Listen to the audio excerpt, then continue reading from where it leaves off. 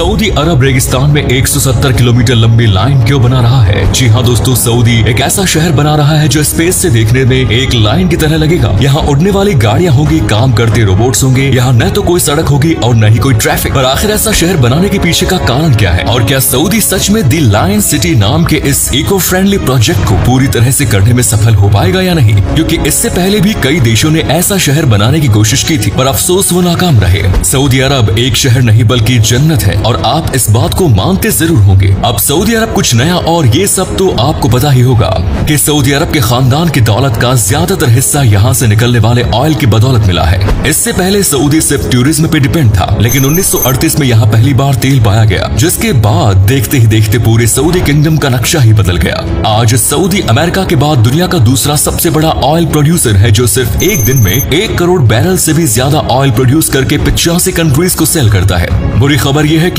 वहाँ सब कुछ ऐसे ही नहीं चलने वाला। स्टैनफोर्ड यूनिवर्सिटी में की गई रिसर्च कुछ सॉलिड सबूत मिले हैं, जो कि क्रूड ऑयल हमें पिछले 150 सालों से इस्तेमाल कर रहे हैं, वो अब जल्द ही खत्म होने वाला है। लेकिन दोस्तों, ये बात सऊदी अरब को भी समझ आ चुकी है कि तेल उसका ज्यादा दिन तक साथ नहीं देने वाला। एक न एक दिन सऊदी की जमीन में तेल खत्म हो जाएगा, जिसके बाद यहाँ की इकोनॉमी उथल पुथल हो जाएगी। इस सवाल का जवाब जानने के लिए सऊदी सरकार कई प्रोजेक्ट्स पर काम कर रही है। सऊदी सरकार एजुकेशन, इंफ्रास्ट्रक्चर के साथ साथ टूरिज्म पर काफी काम कर रही है। इसके साथ ही अपनी ऊर्जा जरूरतों को भी पूरा करने के लिए, पावर कंजप्शंस को भी फुलफिल करने के लिए ग्रीन एनर्जी सोर्सेज और इको एनवायरनमेंट पर भी जोर दे रही है। इस कड़ी में नियोम लायन सिटी इस दिशा में अगला कदम है। ये शहर हॉलीवुड की किसी साइंस फिक्शन फिल्म की तरह होगा। सपनों के शहर में रोबोट्स आपके एक इशारे पे आपको सर्विस देने आ पहुंचेंगे। हवा में गाड़ियां चलेंगी, यहाँ विंड पावर और सोलर एनर्जी से बिजली मिलेंगी। शहर में फ्लाइंग टैक्सी मिलेंगी। आपको बता दें कि इस शहर में सिर्फ बिल्डिंग्स ही नहीं होंगी, बल्कि इस शहर का अपना चांद और अपना बादल भी होगा। और ये बादल केवल दिखावे के नहीं होंगे, बल्कि इनसे असली बारिश भी की जाएगी। इस शहर को बनाने में करीब 500 अरब डॉलर खर्च किया जाने वाला है। इस प्रोजेक्ट की घोषणा जनवरी में की गई थी। सऊदी के प्रिंस मोहम्मद बिन सलमान के मुताबिक ये शहर पहाड़ों से शुरू होकर समंदर तक जाएगा।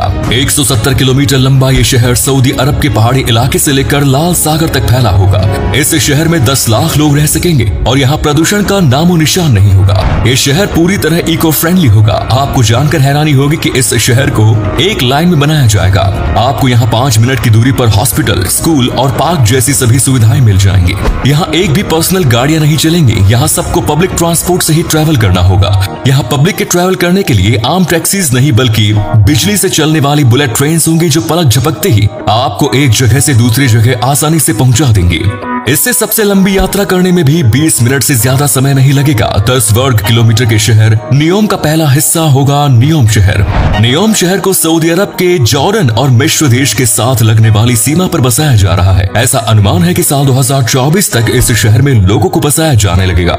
सऊदी की सरकार के मुताबिक यहाँ प्रदूषण का लेवल 0 रखने के लिए ट्रांसपोर्ट का खास सिस्टम होगा। इसे ही ध्यान में रखते हुए यहाँ न तो कार चलेंगी और न ही सड़क बनाई जाएंगी। इस शहर में सऊदी का कानून नहीं चलेगा, बल्कि इस शहर को डेवलप करने वाली कंपनियां खुद वहां का कानून बनाएंगी। ये कच्चा तेल मुक्त सऊदी अरब के विजन 2030 का एक हिस्सा है। इसके अलावा इस प्रोजेक्ट में ऑक्सीजन नाम का पानी और एक तैरता शहर भी होगा। 8 कॉर्नर वाली आकृति का ये शहर दुनिया का सबसे बड़ा तैरता शहर होगा, जिसकी लंबाई 1 किलोमीटर जितनी होगी। सैटेलाइट से ली गई तस्वीरों की अगर बात करें तो रेगिस्तान में एक सीधी लाइन बनी दिखाई देती है। इस एक लाइन में सैकड़ों घर बने हुए हैं। इसमें 2 स्विमिंग पूल और एक फुटबॉल ग्राउंड भी बना दिखाई देता है। सऊदी के प्रिंस मोहम्मद बिन सलमान इस प्रोजेक्ट के बारे में बताते हुए कहते हैं कि ये प्रोजेक्ट 3 फेज में पूरा होगा। पहले चरण में यहाँ पैदल चलने वालों के लिए अलग एरिया बनाया जाएगा, जिसे पेडेस्ट्रियन जोन कहा जाएगा, क्योंकि यहाँ न तो कोई रोड होगा और न ही कोई कार होगी।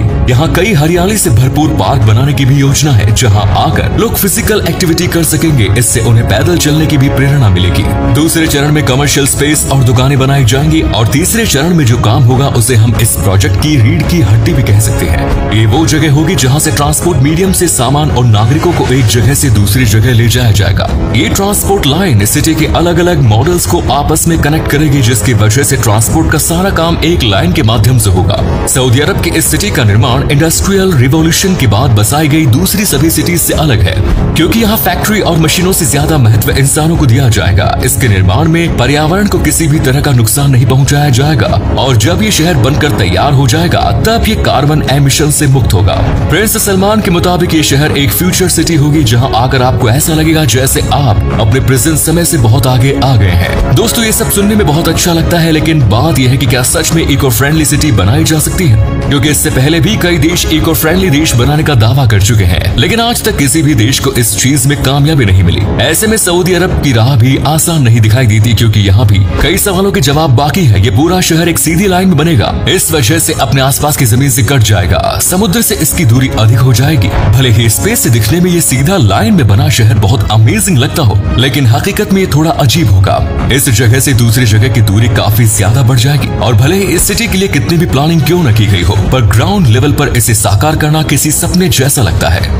लेकिन शायद सऊदी का प्लान यहाँ कुछ और ही है। वो सिर्फ लोगों की अटेंशन इस तरफ लाना चाहते हैं। इस सिटी की चर्चा इस वक्त हर जगह हो रही है, news, TV, internet, social media, और इस शहर को लेकर एक क्रेज बना हुआ है। लेकिन अभी तक सऊदी सरकार को इस प्रोजेक्ट के लिए इन्वेस्टर भी नहीं मिले हैं। ऐसे में ये प्रोजेक्ट कागजों पर ही रह जाएगा। यह हकीकत में ऐसा मुमकिन हो पाएगा, ये देखना बहुत दिलचस्प होगा।